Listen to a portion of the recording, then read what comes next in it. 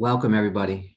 My name is Matt Meyersohn. I'm really excited to be with three amazing panelists today for a discussion about how we can really drive workplace equity forward. And in regards to the title of this webinar and our very conscious decision to cross out the word unintentional, but the idea of unintentional mistakes that we are making that get in the way of driving workplace equity. And that idea of kind of not giving ourselves the out of saying, well, we didn't mean to, or anything like that, but really trying to drive beyond that to, if we're going to make this work real and move this work forward, that we can't use that as a crutch in terms of our intentions. It needs to be about our actions and our impact. And for the course of this discussion in this hour, we're really going to focus this discussion on individuals and entities who are genuinely interested in driving workplace equity forward. We're not going to get into the discussion about people that are, people that aren't, but it's instead that we're going to, I guess, suspend reality for a minute, but just assume that everybody we are talking to is genuinely interested in this idea of driving this work forward. And knowing that even within this subset of the population, there are a lot of things that we can be doing better and mistakes that we're making that really get in the way of this work. So that's a little bit in terms of just the grounding of where we're going here. And next, I just want to introduce the three amazing leaders who are going to be our experts today sharing. So first, Jolenta Coleman-Bush from Microsoft Philanthropy, Senior Program Manager, Washington State Education and Workforce. Jolenta really has a special place in our hearts at Mentor, as she was the Microsoft leader that helped to really launch Mentor and Microsoft's partnership together back in 2020. Microsoft Philanthropies is focused on equitable access to computer science and digital skills for jobs.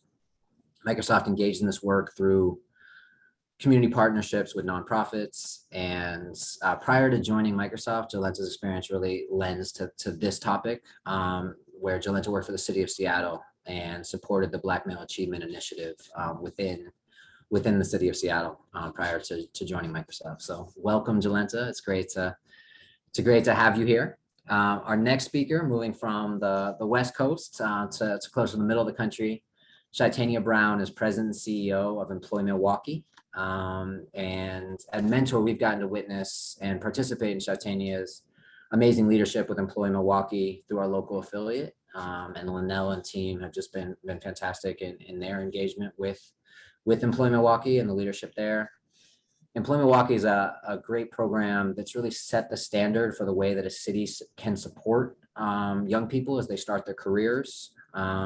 Mentor, we actually had an opportunity to honor Chytania and Employ Milwaukee with the Influencing Workforce Systems Award at our gala this past April. The gala was called Mentoring Amplifies, and Chytania was one of the award winners. And an interesting fit for her role with this work prior to Employ Milwaukee and President and CEO there, Chytania worked for the state of Wisconsin Department of Workforce Development. So has the state governance perspective as well as her work on the city ends. And then last but definitely not least, we have Tara Spann, and she is Mentor as Chief People and Strategy Officer. So I had the opportunity to get to work with her on a daily basis and see her leadership. But she leads on all of Mentor's DEI and HR functions. And prior to joining Mentor, Tara was in the corporate world and included really amazing roles, head of diversity and inclusion for Eversource Energy, working with the Merck and Company in terms of supplier division and supplier diversity. And then also worked with Bristol Myers Squibb and Staples. And really cool thing about Tara, in addition to her vast DEI experience, she's also has an engineering degree as well as a law degree. So really comes at this from a lot of different perspectives. So huge welcome to all of you. Really excited to get to be here together. Very quickly, I'm Matt Meyersohn. I have the honor of serving as Mentor Senior Director of External Affairs. A few years ago at Mentor, I had the privilege of being a co-founder of Mentor's Idea Team. It's an acronym we are really disproportionately proud of, but it's the idea of inclusion, diversity, equity in action, getting to that acronym of IDEA. And it's really the inaction piece that is at the heart of today's conversation. And what can we do to really drive this work forward? I've been able to work on a campaign for the last 2 years around a workplace equity pledge. And we are going to talk a little bit about that pledge and why we're doing it. But the idea is this pledge is really designed for individuals to say that I'm ready to raise my hand and to say that I'm going to be a part of the solution here and to drive this work forward. So in the chat, you'll soon see a link to the pledge. If you haven't taken it yet and are interested, please consider doing so. It takes about 3 minutes and it will sign you up for some additional resources from Mentor. So that's the preamble. That's the only time of this hour you're going to hear mostly from me, and I'm really excited to pass the microphone. I'm going to start with a question individually for each of our panelists, and then really get into more of a discussion. But Tara, I'd like to start with you in terms of our first question. Leading on Mentor strategy, I want you to talk about something that Mentor's done that I think is relatively unique within the nonprofit world of really focusing a pillar of our strategy on systems change. And we'd love for you to talk a little bit about how that came about and also the work that we're doing within that realm. Thank you, Matt. It's been a pleasure working with you as well. I'm very happy to be at Mentor, and I've had the pleasure of working with some great people at Mentor over the past couple of years. And we focused on our strategy refresh about a year or so ago, and did some extensive work for about 6 months, really putting together the strategy that we wanted for the next 3 years. So really we have this big goal that we talk about, that over the next 3 years, we'll advance the movement such that 1 million more young people aged 8 to 24 will have access to improved quality mentoring relationships that support their thriving. It's a huge, huge goal. But we are working steadfastly towards it and have some metrics supporting that behind the scenes. But the way that we're going to do this is really to invest in 4 pillars, which is advancing local field leadership, prioritizing quality, expanding the movement, and influencing systems. So centered within all of these pillars, though, we are focused on youth voice, equity and inclusion, and diversity, learning and innovation. So our 4th pillar that I mentioned, influencing systems, is incorporated in our strategy as a key means to both grow the movement and also to do so in places where access to relationships and social capital make a meaningful difference, i.e. like schools and workplaces. So that's how it's kind of integrated, systems work is integrated into our strategy. Love it. Thank you very much. Jolenta, I'd love to go right into kind of, I think very core to this conversation today is why Microsoft and Mentor's partnership was found in the first place. And first got to meet you at the National Mentoring Summit. And then really soon after, we started to think about what a partnership could look like between Microsoft Philanthropies and Mentor. If you could talk a little bit about the rationale for why this partnership started, I think it's really relevant for today's conversation. Absolutely. And thank you, Matt, for having me today and really kind of shedding light on this really important topic. Here at Microsoft, we were really committed to ensuring that those that have historically been underrepresented in tech have opportunities to take advantage of the economic opportunity that's there. However, there's a lot of barriers. And so we launched in 2020 our Global Skills Initiative, which was a commitment to provide 25 million individuals across the world with digital skills, leading to certifications and roles in technology. However, we know that just simply giving folks like certifications and skills is just one piece of the puzzle. And what's really, really important is making sure that they have those soft skills as well as that network to really support their career opportunities and their career pathways. And so I was so impressed by all of the systems work that Mentor was doing. And we were thinking about it in terms of how do we scale? How do we build something to really scale? And how do we leverage our most important asset at our company, which I believe is our employees, to really build them up so that they can actually go out mentor those individuals that are interested in having careers in tech. And so we, launched Microsoft Mentors back in, I believe it was September of 2020.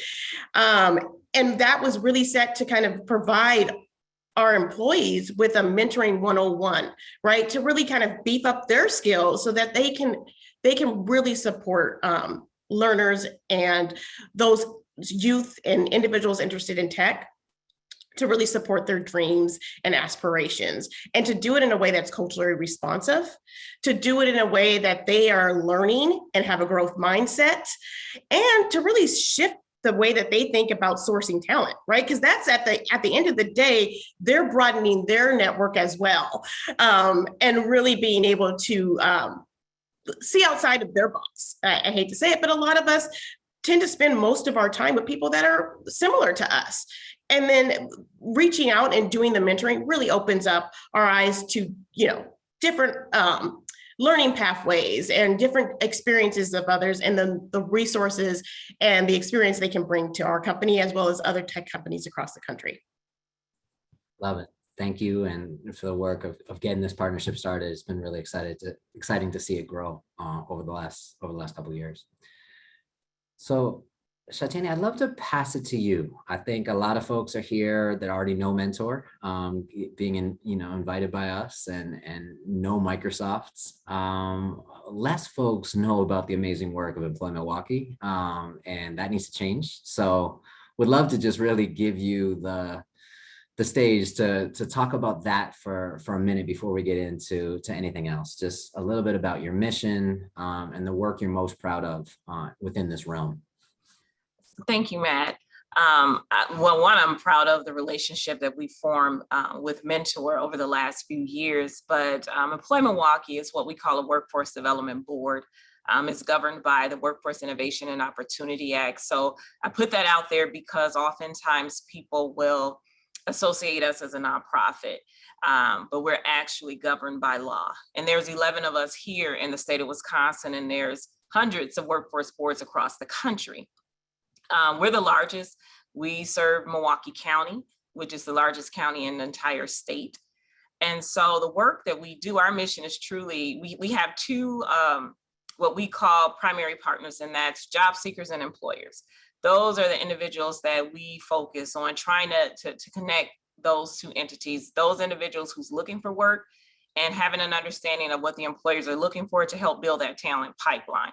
As a workforce development board, we're kind of the all things workforce training, workforce development happening within the region that we're located in, to make sure that we're at the table when it comes down to economic development opportunities, as well as building, again, those talent pipelines, getting people prepared and ready. So we're there oversight, monitoring, bringing folks together, body. So, money flow through us, and we then push the money out into the community for individuals to do the work on our behalf. Employers, we do very limited direct services. A lot of what we do is that coordination, bringing people to the table, creating those partnerships, creating innovative opportunities to be creative in this space of workforce development.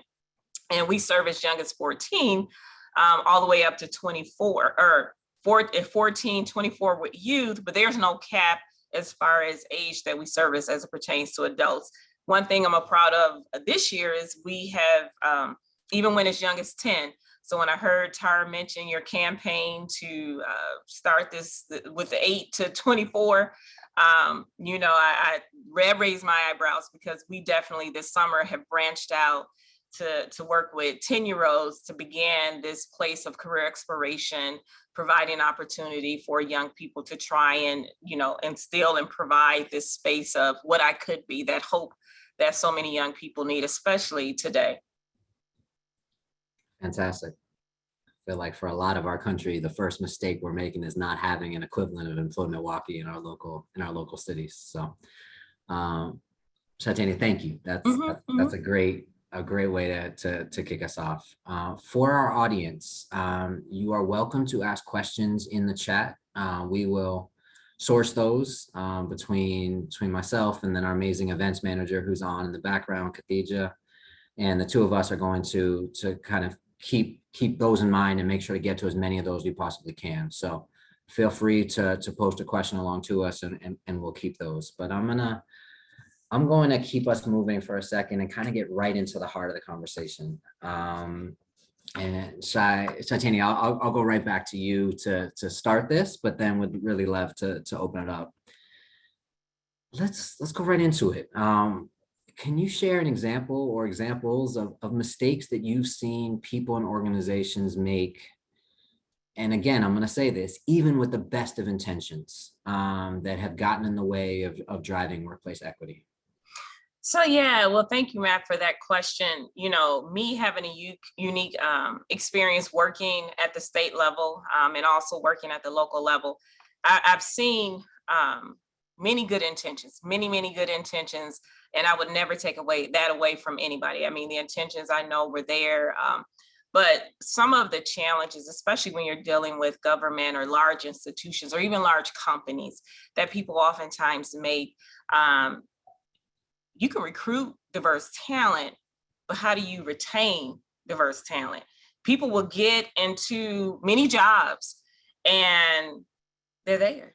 And then there's no resources to cultivate the talent once they get there, because in many instances, you're the only one. And so I don't know if folks don't know what to do or what. So there's a lack of taking it to the next level. There's intentionality to bring people in, but then it's almost like it's forgotten or not knowing how to take it to the next level to keep them there. And then oftentimes the culture is not conducive of diverse talent coming in, because the way that I may talk, the way that I may dress, the way that I might approach a situation may be completely different than what the status quo or what people have been accustomed to dealing with. And especially when you're talking about young talent, you have, folks who's been at jobs for, 15, 20, 30 years, and then you get young talent that comes in and there's a total difference in the way they view things and the way they approach things. And technology, young people use technology so much, it's just the thing to do. And then, especially when I worked in government, you have civil servants who's been there forever and kind of they got the system in place and there's no tweaking or changing of that system. And so oftentimes young talent feels like, well, I can't even infiltrate this, so why should I even stick around? And in particular, when we're thinking about decisions being made on behalf of people of color, which is different, and someone may challenge a thought, then that creates tension. And then people don't know what to do with the tension. And that goes back to this notion of lack of resources to address what you're trying to accomplish when conflict or misunderstanding arises. Absolutely. That's a heck of a start. Jolenta, Tar, either of you want to kind of expand on anything or take that in a different direction? Yeah, I would love to jump in. Building off of that, I was thinking too, like the retention, it's the recruitment, and then there's that retention piece. But I also think that there's still some missteps with recruitment.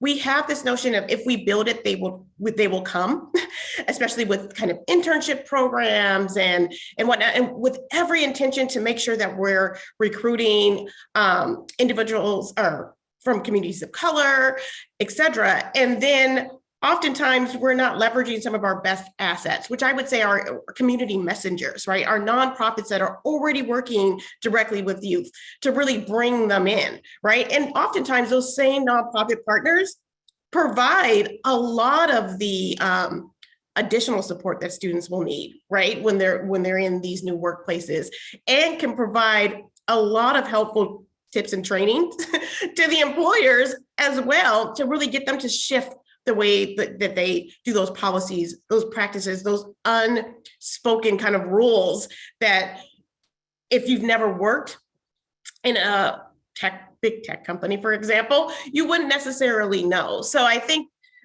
really thinking about how do we intentionally recruit, how do we work alongside community partners, and community messengers to really, really target and source talent from the community. Because I always say, like, there is brilliance in all of these communities. We just need to do better at kind of working together to find it and to tap into that talent. Yeah, that's real talk, real talk. You know, I agree and I concur with Jolenta and Chytania.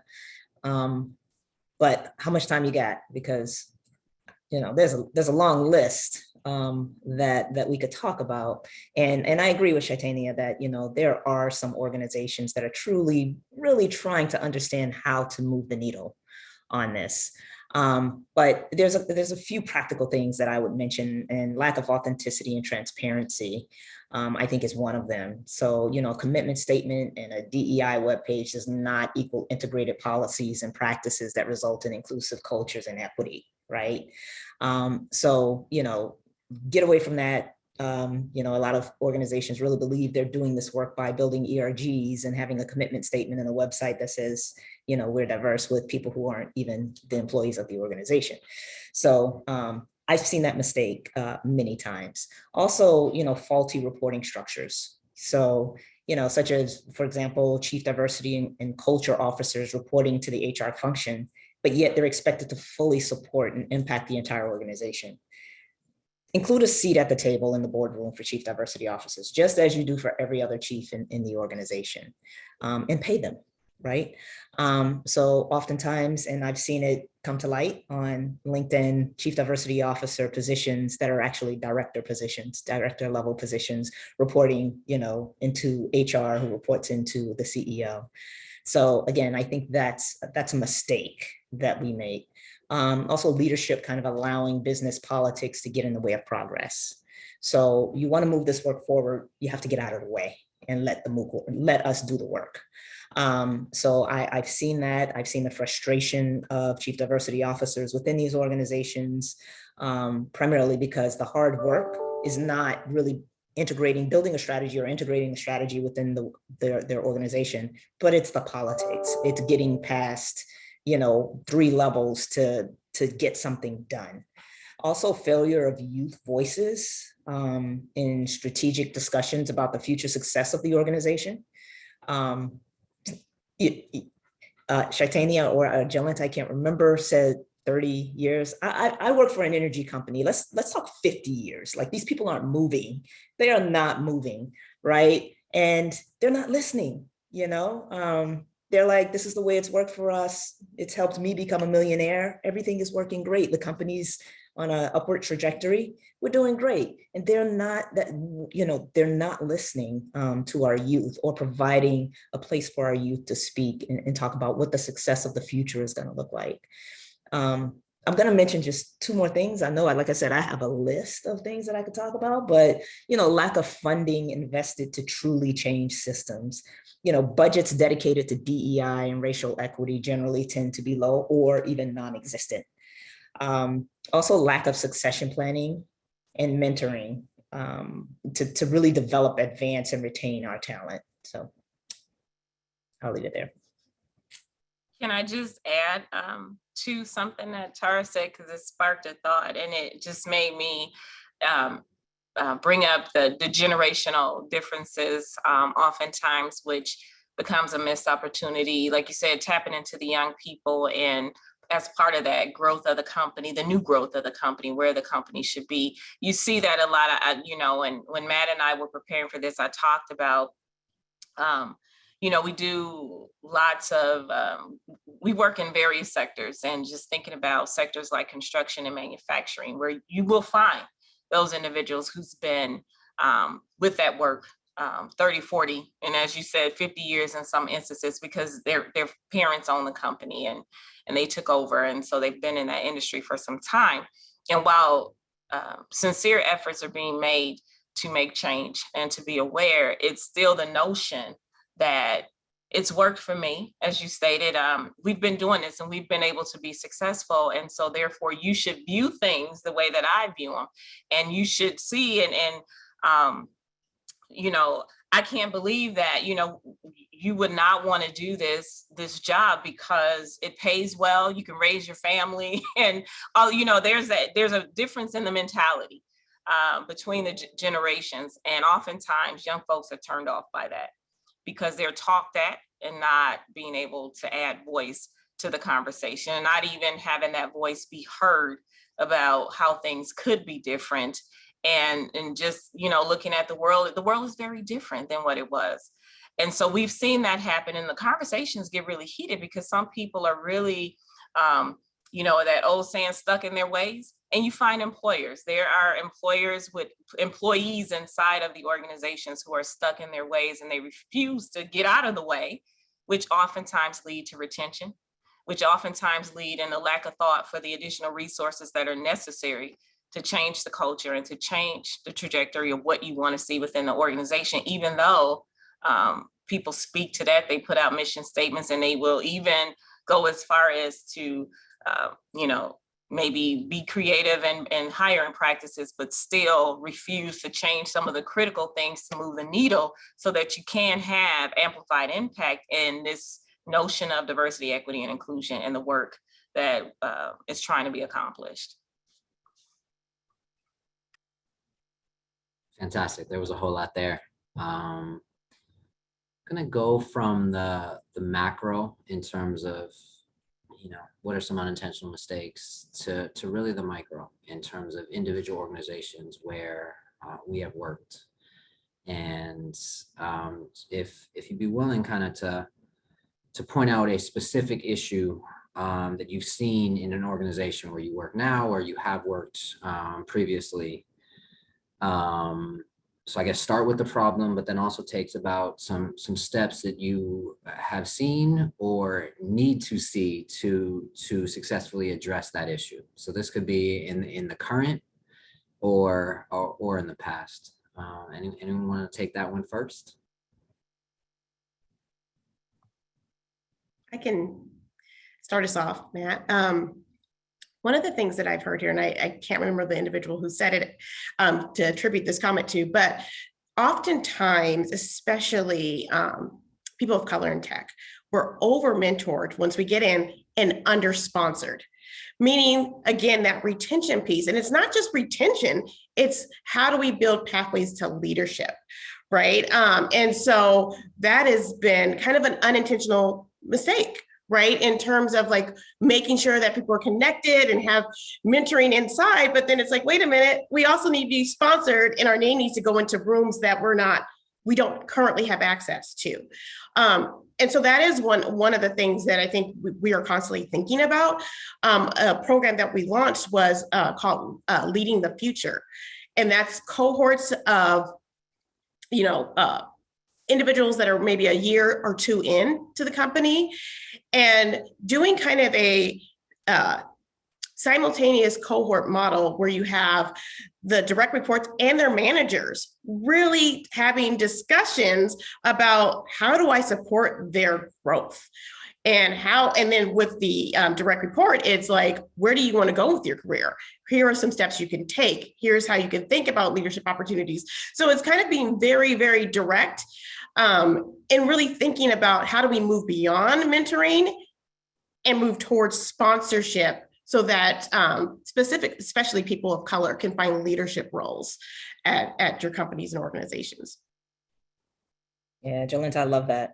And many people don't know the definition, the different definitions of mentorship versus sponsorship. So maybe that's something you want to speak to, but Matt, I just want to say, let's pencil that in. Maybe that's something we should focus on as well, but I love that comment. Yeah, I totally agree. Jolenta, you want to take a minute and just talk about what mentorship has a role and it's positive, but then sponsorship has a different role, and talk a little bit about both, if you would. I think mentorship it has a very critical role, right? That's that person you can go to, kind of talk to. I always say it's oftentimes the good, the bad, and ugly, right? Like, oh, I'm having these issues and how do I solve this? Or what's your advice here? How have you approached this? Sponsorship is a very different intentional role.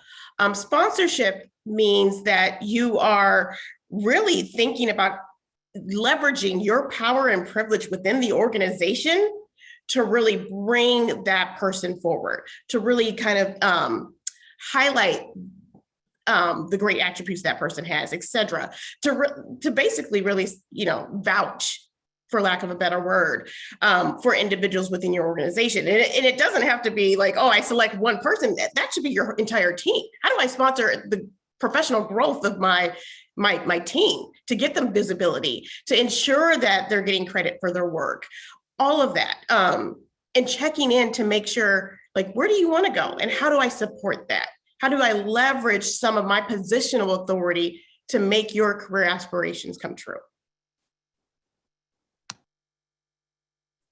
Powerful. Thank you. Chytania, you want to take an example of Yes. your career past? So thinking about that, like I said, working on two sides of the aisles, I'll give an example from working in government, and then the example working in nonprofit. So in government, there's lots of opportunity where individuals can get selected to get into a leadership program. But then if an individual who goes through, complete these leadership programs are not afforded the opportunity to get a leadership role, what was the point in getting in the leadership program? And I saw that stress a lot. I had lots of young folks who were excited to get into the leadership opportunity, but kept applying for leadership roles and were not, in some instances, given interviews or even being selected. So then what's the point in having a leadership program if you're really not trying to pull the leaders from those who you are educating in this leadership program, especially pertaining to the work that your organization is doing? And in the nonprofit space, I've seen folks where they get these, especially young people, get an opportunity to get into a leadership role, and then there's no resources to continue to educate them, because many are not having, especially in nonprofit space, having the opportunity to be in classes that promote leadership, unless that's some initiative they've taken on their own. But within particular nonprofits, the funding is maybe due to a lack of resources, but there's no promotion of that. So you're flying by, in many instances, the seat of your pants, trying to figure it all out. And for some, it leads to failure. Or, it turns them off from that ability to continue. So having resources to nurture, and then in one instance, there are resources, but then there's no opportunity. So those are some of the things that I've seen, especially in the space of leadership, and especially when you're looking at how do we develop young talent, put them in leadership opportunities, but then having the resources to support them while they're there. I like this notion of sponsorship. That's something new to me as well. Someone put in the chat, because I had not heard of sponsorship that way. Having enough people to really take on sponsorship versus mentorship, because mentorship, a lot of folks come in, but really someone really looking to put their neck out there on behalf and in support of, that's big. That's huge. Yeah, I love that. Thank you, Jolenta, for actually bringing that up. And just for practicality, I agree with everything, of course, that Chytania and Jolenta has brought up in terms of leadership. But other practical things, I think, that I've seen in organizations, and I'm just going to talk about us here at Mentor, but we've been doing this for some time now, even prior to my coming on board, but we've included like our wellness committee and our idea team that you talked about, and other employees as well, in developing and improving our policies and practices. So other voices are included in that. Therefore, there's better buy-in, and people are more willing to think that feel like they're a part of the organization based on the policies and practices that we have. So we brought them in and said, here, take a look at this. Are we saying this correctly? Is the language what we should have? In terms of our policies for, how you dress. Tell us what that should look like. Why am I going to tell you? So we've done that and really included. We've given a voice, and we'll continue to give a platform for our employees to provide recommendations and ultimately to continue to implement our policies. Also, communication and transparency. I just started working for nonprofit 2 years ago, and boy, do we over communicate. But it's a good thing though. So it's really teaching me how to communicate effectively. So, the transparency and the difference that that makes is very important within our organization, not just within the national organization, but also across to our affiliates. And we continue to improve our internal and external communications and remain as transparent as is useful. Spot on. And I love the stories Tara has told about kind of the difference between the corporate world and nonprofit world in terms of communication and those things. So thank you for kind of alluding to that in a micro sense. Charlene, who is Mentor's head of systems change and systems. I'm sure I butchered her title, but it's a pretty amazing role at Mentor in terms of leading on both our workplace efforts as well as our education efforts. Just put something great in a chat to me that I want to really raise up, and I'm gonna actually just copy it right into the chat, but it's something to give thought to. And sponsorship is what Mentor would frame as intentionally increasing the social capital of mentees and teammates. It's an equity practice, and the idea of thinking about it in that lens, I think is really, really powerful. To do it with those that you're supervising, but also to think about as a mentor, how can you help support that in your mentees? And there's the support aspect, there's sponsoring that individual yourself, but also making those connections to make your mentee need you less because you've helped open the doors to so many other conversations, I think is a really powerful concept of what true mentorship is about. Not centering it on yourself as the mentor and I need to be important and powerful and all those kind of things, but instead opening doors so that your mentee needs you less because they have so many other people helping along the journey. So that can look a lot of different ways.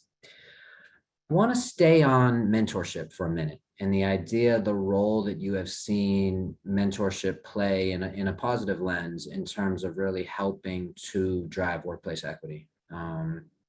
Jolenta, I'll start with you here. I was so impressed with, from a Microsoft lens, as we were talking about the mentoring 101, the importance that from day one that you were saying we need to include some cultural competency pieces in that. I'd love for you to start kind of talking about the connection between cultural competency and mentorship, and then open up to any other thoughts. Yeah. So similar to Tara, I kind of did the nonprofit to corporate jump. And so, in my earlier career, I worked with a college access program and worked with youth. And we had a great mentoring program kind of set up. We would connect our students with professionals in their field of interest. And time again, I came across where students would come into my office and they would say, yeah, so this happened, or this was, this interaction happened, and it's really off-putting, or there was a lot of things that just kind of occurred unintentional to the mentor. They were with best intentions coming in and saying, well, maybe you shouldn't consider that. You should think about this. And so I brought that mindset when I came to Microsoft and we were thinking about how do we build a mentoring component to our skills program. And I was thinking, like, it is so important to not create additional harm to communities that are hoping to work there, right? It could be completely off-putting, unintentional again, before they even walk into our doors. And so making sure that folks just know how to build rapport, how to build relationships, how to ask intentional questions, and to not make assumptions, right? And so that was something, Matt, when we and Charlene were kind of thinking about how do we build this training, ensuring that we were very explicit with our employees about, like, this great opportunity, but ensuring that they do it in a way that is culturally responsive, that is, not harming students further, or having unintentional bias, etc. And those are things that everyone has to continue to work at. It's not like, yep, got it. I know, but it's like, how do we continue to have those conversations as we have mentors out mentoring students, etc. And how do we have a place for them to share kind of like you know, their wonderings or their wanting to kind of expand their toolkit as they continue mentoring. So that was something that we were pretty intentional about in building. Powerful. Chytania or Tara, anything you'd want to add on the mentorship side of this? Well, one of the things, so a lot of the work that I do is it's focused on workforce development. So we work with employers, all kinds of employers, small to very large employers. And as an organization, one of the things that we saw necessary to do, people talk about trauma-informed care, but they talk about it in a general sense. We actually trained half of my staff on trauma-informed care with emphasis on retention. Especially retention in the workplace. Because when you think about tapping into certain communities, you're tapping into especially communities of color, where oftentimes young people and even some adults are coming from areas that's very violent. Individuals may not have even gotten sleep last night because they were up all night to gunfire, police, just a number of things, and had to be at work 6 o'clock in the morning, show up at work. And oftentimes when they show up at work, they may be tired, they might be stressed. And then you got a supervisor who either, whether it's intentionally or unintentionally, may interact with the individual, and there's tension that may actually arise to the point where someone may lose their job.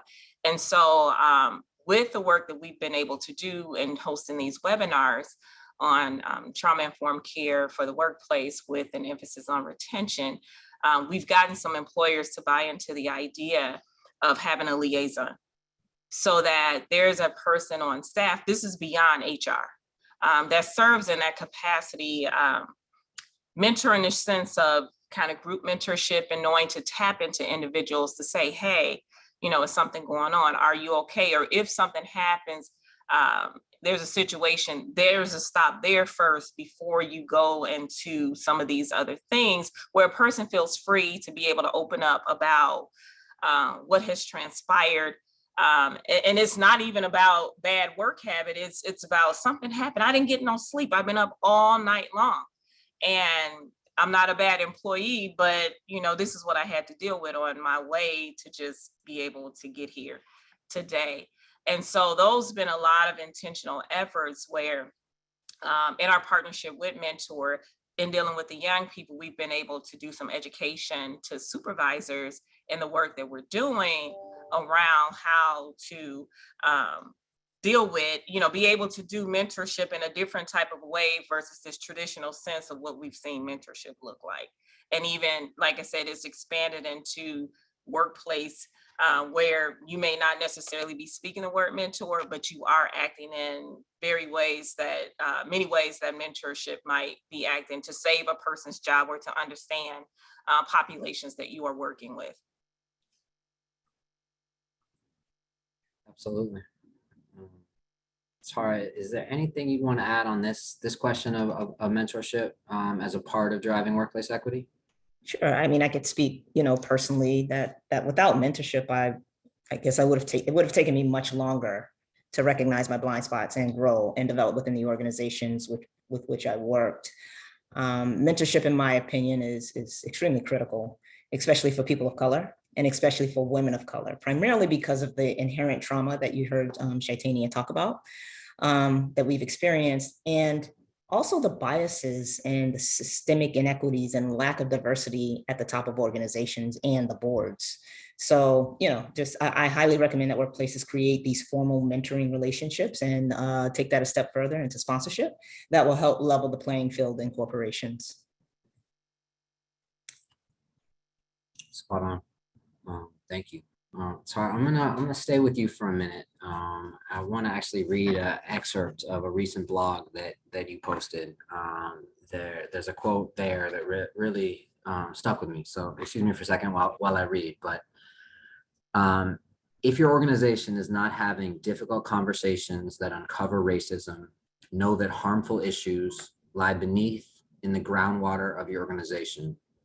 Understand that racism doesn't always show up in vivid color, but rather is integrated into the structure of your policies and practices. Could you expand on this for a minute? if you would, and I'll put this specific quote into the chat while you're doing that. Sure. I just wanted to make the point that in every organization, there are issues unseen, unmentioned, and unless safe and inclusive cultures are created, they will continue. If organizations are not addressing the real issues, they are not talking about the matters of race, LGBTQ+, disabilities, gender, non-binary, gender non-conforming, Black, white, whatever we want to talk about, the various intersections of them all, and the effects that these identities have on business success, then know, that within your organization, that the success that you believe your organization has experienced thus far will not carry you into the future successfully. So the inequities of our systems are deeply rooted in our policies and practices, just like they are in our laws of the land. And they really need to be transformed. So I just wanted to make that point. Thank you.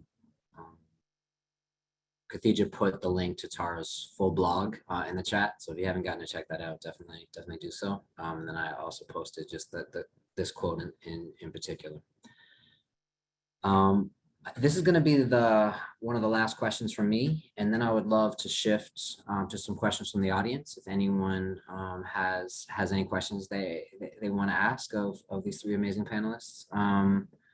But before we shift to questions from the audience, wanted to ask you all to give advice to our audience, both here live, folks who are going to watch this later in the recording, those who watch it on YouTube after that. But just really, what's a concrete piece of advice that you'd like to share to move us from talking about workplace equity to really implementing meaningful systems change? And that it feels like such a gap and a chasm between those two things. So what advice would each of you give for folks who are listening and want to be a part of the solution? I can start. I would just quickly say that for me, the advice would be to make it a long-term commitment, that it cannot be a one and done type of situation, that because today there's lots of emphasis being put on diversity, equity, and inclusion, that we're part of the hype. And then, as the hype dies, then so does the idea dies, and we continue to end up where we are. That be in it for the long haul, be open to transition and pivot, because again, this is something that, right now it's on everybody's radar. Few have attempted to do, and then for some, they've made that change, but now you have the mass who's attempting to make this change. And so it's not something that happens overnight, because we didn't get to this place overnight. And so it's a long-term commitment.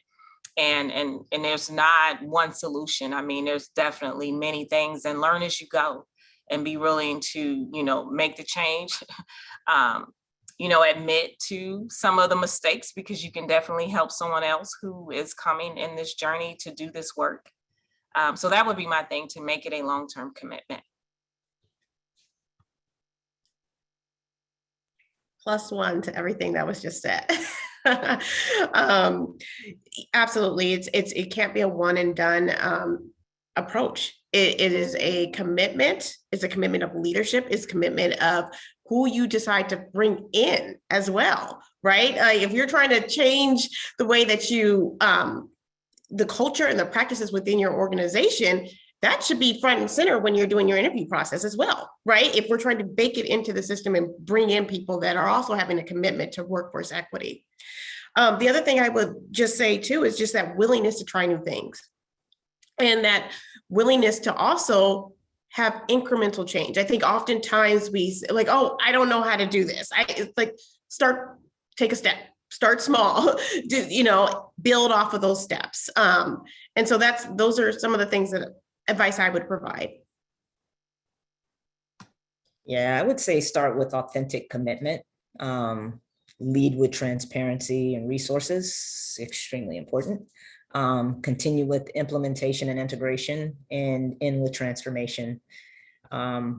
Just realize, as Chytania said, that this is a journey whose ultimate destination is equity. If you're not there, the journey continues. So move beyond the business case, build a plan, resource that plan, and make its execution the fiber of your work, regulated by fair practices and policies.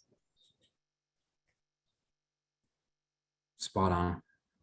I want to just quickly add one thing, coming from most of my career in the nonprofit world, but just the idea for us in the nonprofit world, be really intentional to not hire from unpaid and underpaid opportunities as your full candidate pool, because you're going to really just limit the range of candidates that can come in. So if you're expecting folks to volunteer first, those who are going to be able to take the time to volunteer are more likely to be those folks who are coming from a level of affluence and financial comfort. And you're going to just hurt yourself if that becomes too much of your recruitment channel. And for a lot of small nonprofits, as busy as we get, that's something that we see happening. All right. So as promised, I'm shifting to some audience questions. And gonna go through into this first one. Can you share examples of how your work has connected to a different sector? Jolenta mentioned working with nonprofit grantees. Chytania mentioned working with employers. How do you help them understand the significance of workplace mentoring? So talking about that kind of cross-sector relationships and partnerships. And whoever wants to take it. Yeah, one of the things that we did, COVID provided us with an opportunity, I would say, to really think about, again, that tech pipeline. And we restructured our high school internship program here in Washington State. And it was that intentional, like we went out to community-based organizations before we even built the program. And they were great. They were like, wait a minute, are you thinking about transportation? Or what's the amount of the stipend? Are you going to have mentoring?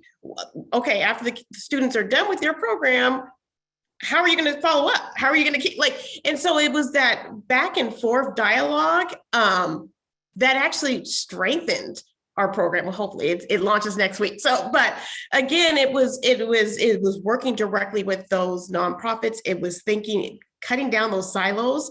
It was getting rid of that mentality, like, oh, if we build it and we put it up on our website, students will come, and we know which students will come, right? It's going to be the students that already have everything in place so that they can take advantage of those opportunities. But it was like slowing down and saying, wait a minute, how do we really work across with our nonprofit grantees and in the nonprofit sector to really build something that is intentional about putting those things in the forefront, that mentorship, breaking down barriers to even having an internship, as Matt talked about, in terms of making sure that they're paid experiences, making sure that they're hooked up with a mentor and someone that can actually support them as they do their college careers, right? So those are just things that we were thinking about. And again, not perfect. We're piloting, starts next week, but the idea is to have that feedback loop with our nonprofit partners, like when we wrap in September, and saying, hey, what went well, what didn't go well, how do we switch, how do we change this? And it's about continuously being willing to listen to the youth that are in the program and to the program partners. And similar things with our employers. We do a summer earn and learn work experience program for young people every summer. This year will be one of our larger summers.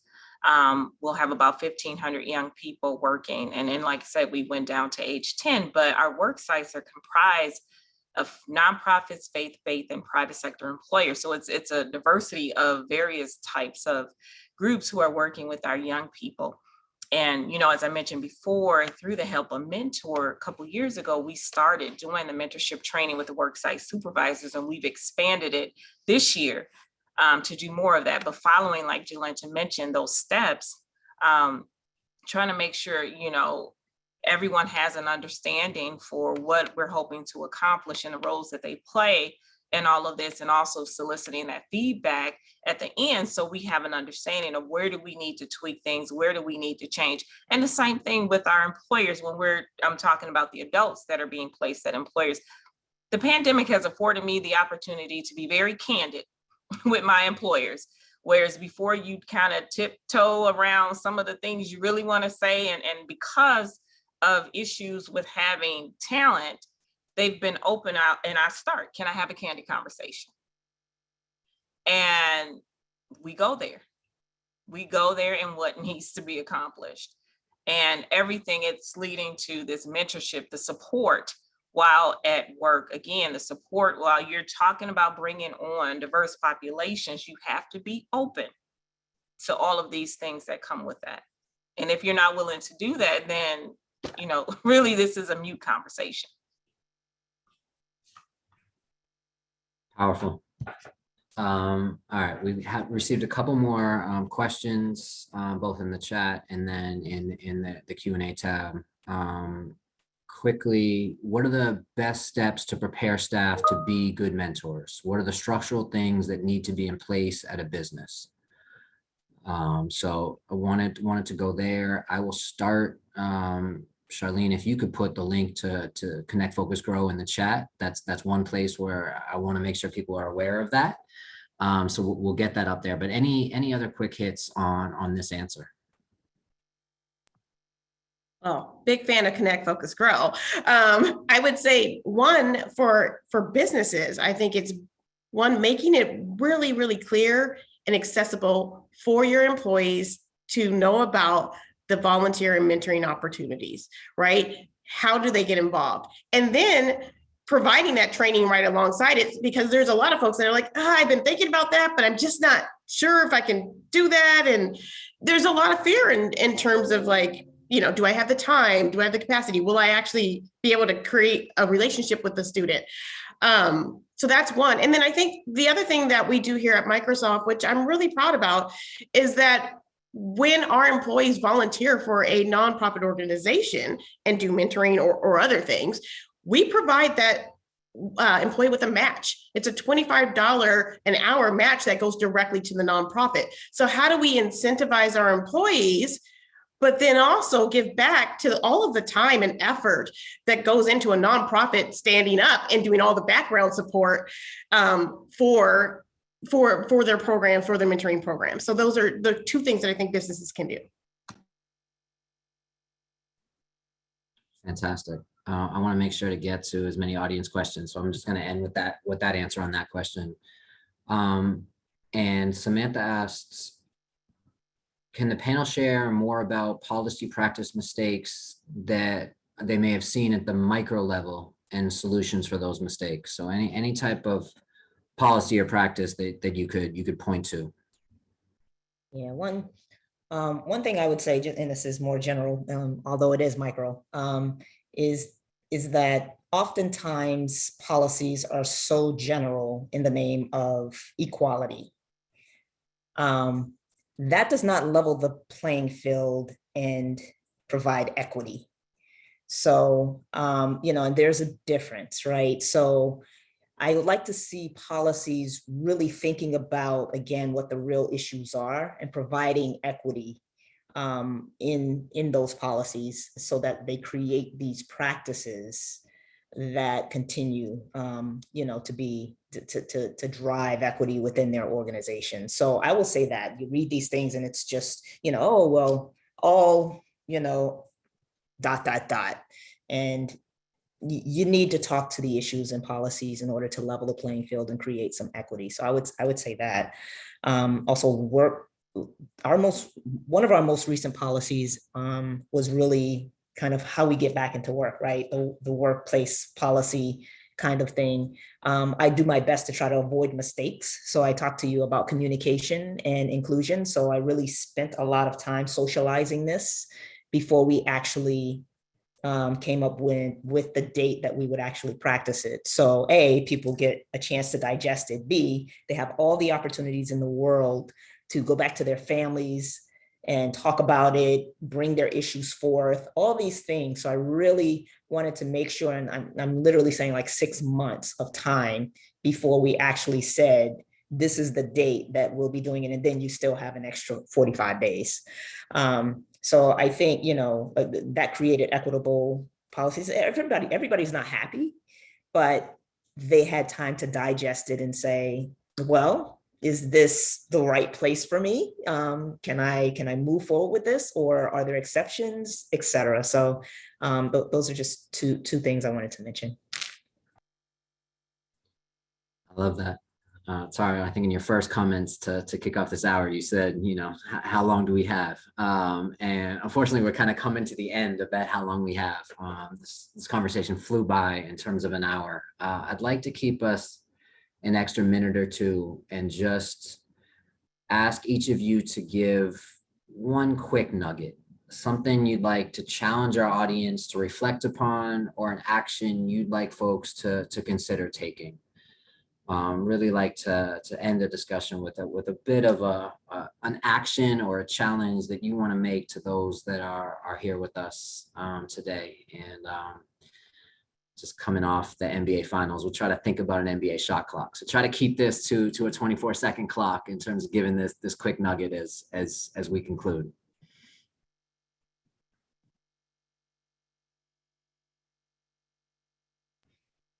So I can start. I challenge you to never stop believing and never give up the fight for equity. We all have something special to contribute. And I'll piggyback on what Tara said, and it's similar, is to not shy away from the hard conversations. When they come, take them, have conversation, and continue to move the needle. Yeah, I would say have that commitment to try new things, to fail, to get back up, to keep going. It took us 400 plus years to get into the situation we're at, and it's going to, hopefully not as long, but it's going to take that commitment to really realize the workforce equity that we want to see in our companies and organizations. Fantastic. Thank you all so much for sharing your time and your wisdom with our audience today. I think there's a lot for us to take away and to be a little bit better tomorrow than we are today because of the wisdom that you've all shared. We had another late and great question come in terms of what can an individual do who's maybe not in a leadership role to drive this work forward. That's a key piece of our workplace equity pledge.